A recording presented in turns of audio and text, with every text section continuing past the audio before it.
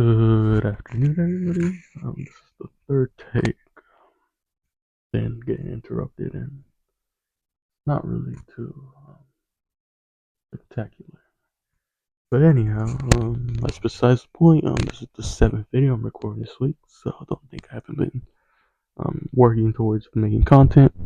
But those other six videos are not about constitutions per se. Um, they're more me just trying to branch out, and I'm not sure when that content will release. Most likely the commentaries one will release first, mainly because it doesn't really revolve around too much things. It's just me commentating as I read certain things, and commentating um includes my thoughts and whatnot of what I'm reading. The first subject I believe was Catullus, and the second was Julius Caesar, and the third was Nietzsche.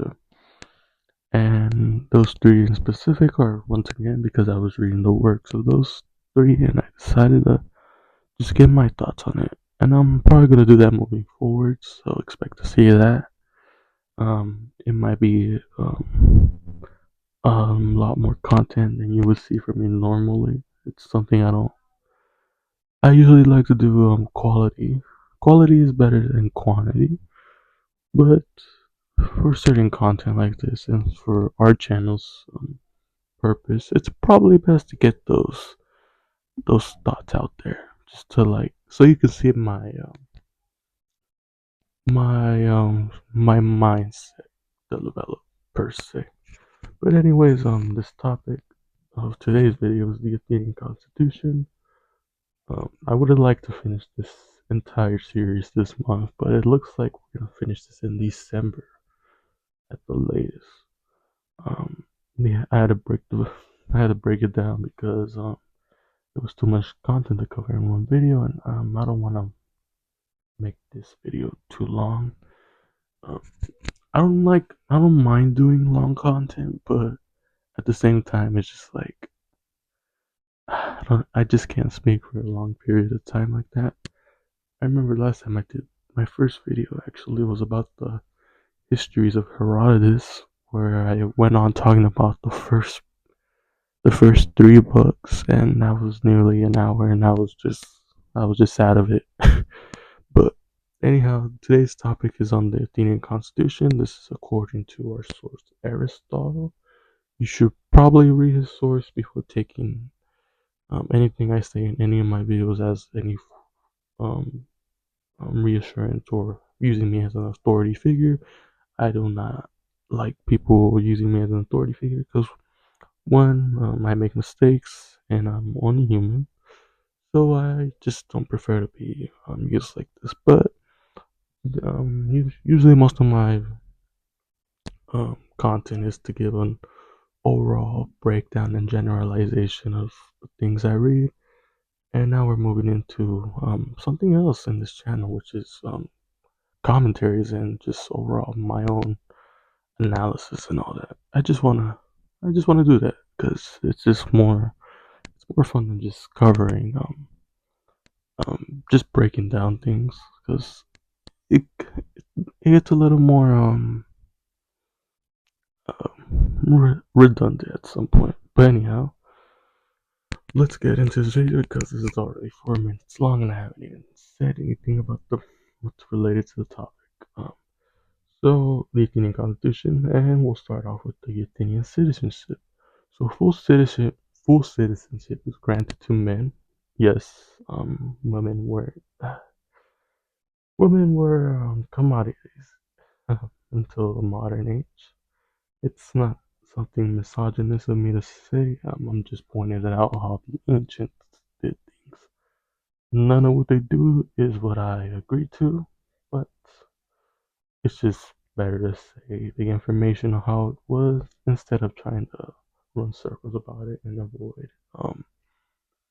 making people uncomfortable. You just be mature. Come on, understand. But anyways, yes, full citizenship is given to men that have parents that were both citizens, and this is something becoming common in our modern world. Birthright citizenship is starting to become not a thing, and Donald Trump is making sure of doing so. And anyways, these people applying for this citizenship are inscribed in a list with their demesmen. Remember, demesmen are basically where a village where these people are from. Because remember, um, Athens is broken down to various villages, and we call them demes. That's what they call them. And they are inscribed in these until they become 18 years of age. This is considered a form of registration. When registering, members of the deme vote regarding if the citizen reached the legal age, and if he hasn't, they will reduce him back to the status of a child, meaning no citizenship. Um, this also depends on whether they consider him for full citizenship, because it depends on if he's free or not. And they use the standard that was according to their laws. If they decide he isn't, then the applicant appeals to the dicasterion, which is just the courts. The deans would then select 5 people as prosecutors, and if it is decided that he has no right to be a citizen, then he is sold to slavery by the city. If he is found to be a citizen, the dean's men are obligated to register him. The Boule also verify the age, and if he isn't of age, they fine the dean's men for not doing their job properly. And these newly registered men are known as ephebes, and afterwards, these epihebes go through this process where their father searches amongst the tribes. Remember, there's multiple tribes. There's 10, and these fathers search for 3 members of their own tribe over the age of 40 who they think best to take care of the epihebes, and one of these 3 will be elected for each tribe as a guardian. So much electing, so much voting. This is a radical democracy at its finest. This these Ephevis then go on to be trained for military service, and their service lasts about 2 years. They are immune from prosecution, so they can't leave their post for any reason. The only exception is for inheritance or an Ephebi having to take priesthood. Um, Religion is very serious for the ancients, just like it is. Well, it was important for us in the 20th century, but 21st century, not too much. And once these 2 years are done, the Heppies join the rest of the citizens. It's pretty much this whole entire like military training is kind of similar to what you see in countries like in South Korea, like the infamous what do they call the K-pop band where they had the members go to back to the country to do their military service. It's just something. It's just I mean it's a good thing. I think we should have it in the United States myself. But of course, people would disagree to that. And it's honestly the outstanding thing here is that they really sold people into slavery. Like they didn't, if they weren't able to prove themselves as free people, it's really wild. You can imagine there were probably a lot of misunderstandings in that. And but these people were the same ones that called others who didn't speak Greek barbarians, and they did barbarian things arguably, but this is just the modern point of view after all. But anyways, moving on to our next section, the Boule and the Ecclesia. The Boule, basically a council of 500 that runs the city, and these 500 are or have 50 members from each of the 10 tribes, which makes up the 500. And the Ecclesia is just the assembly of the citizens. Um, the Boule has 500 members, and each is selected by law. 50 members from each tribe composes the Boule, and these are the 10 tribes that resulted from the Cleisthenic reforms.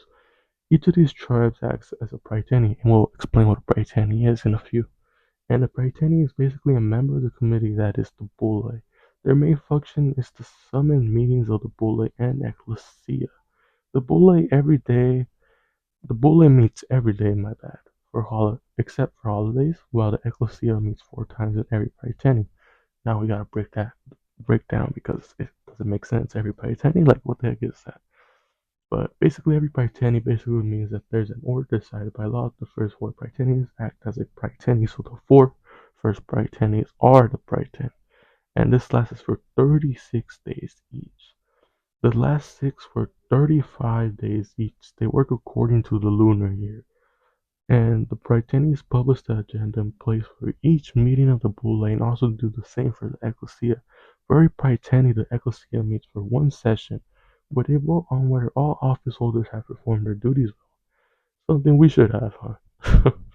There are also discussions of the grain supply and safety of Attica. Attica's basically the whole section of Athens. Uh, Terrible at explaining geography. That's the American in me, but yes. But yes, I'm decent at I did a geography quiz the other day on the ancient Roman Empire, and I actually got a perfect score. I even got the extra credit right. So I'm capable of learning it. I just don't do it. But anyways, impeachments are done here as well in this Prytany and any other matter regarding property. Speaking of Prytany, it's best to mention that on the sixth Prytany they put to vote if ostracism is needed. And ostracism, if you've forgotten, is just basically Athenians voting out people into exile they don't really they think is a danger to democracy. So anyone popular, pretty much. And they also undertake a hearing accusations against informants that are either Athenian or Medic. This is limited to three, and also any allegation against anyone who failed to fulfill their undertakings toward the city. The second meeting revolves around hearing the petitioners.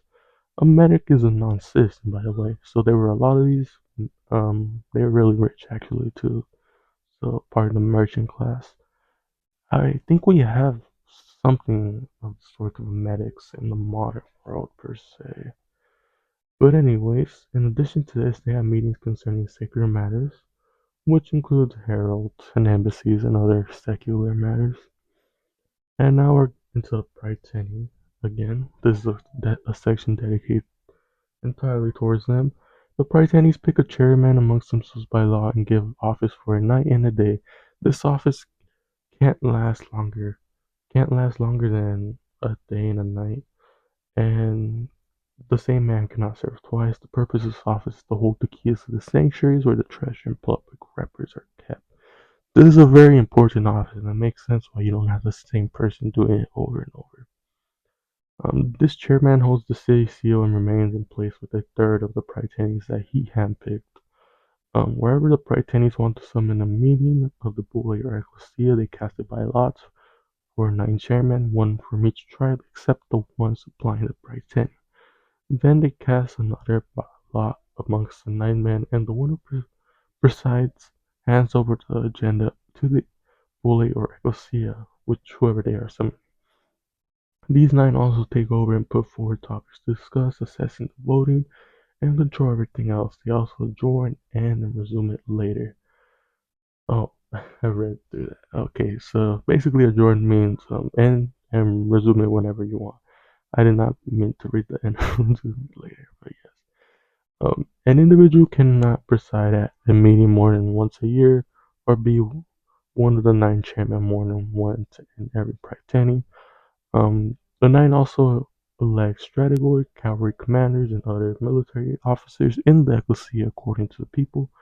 These elections are held on the first meeting after the sixth Prytany, whenever Romans are favorable.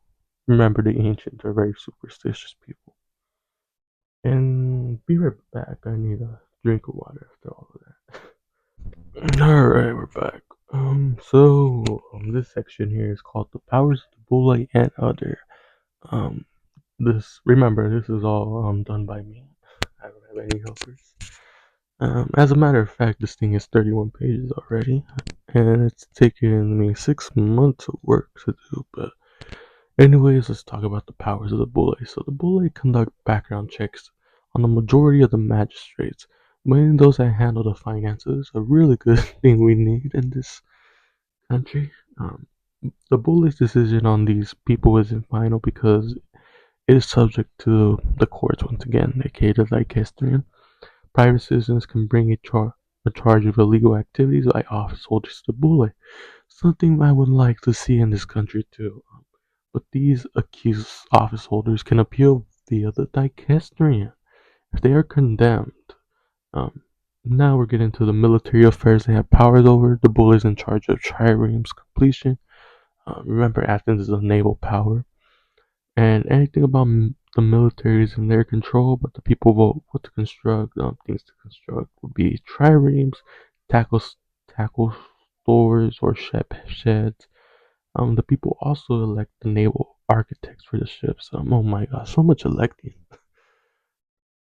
But anyhow, the Boule is required to hand over the ships to the new Boule when, and they're supposed to hand them over complete, or else they do not get their reward under the new Boule.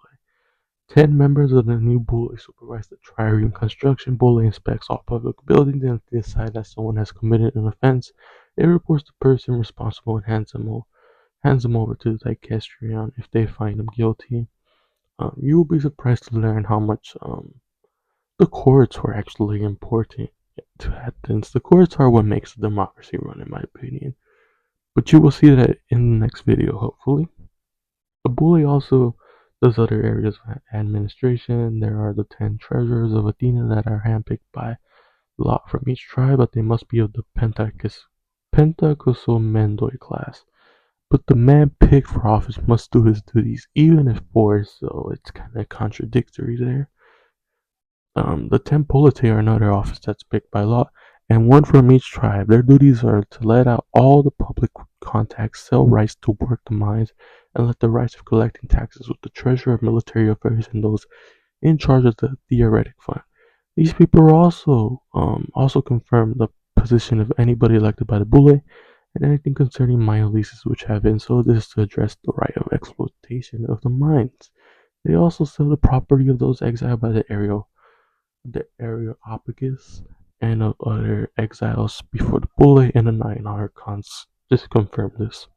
And the King Archon produces leases of the sacred estates, and they are leased for 10 years. Rent is paid during the 9th Praetani. This brings a lot of money, and payments are deposited to the Boule. The the state secretary keeps the payments. When payments are due, he grabs a list of those payments that are due on that particular day, and this leads to the entry being canceled after payment.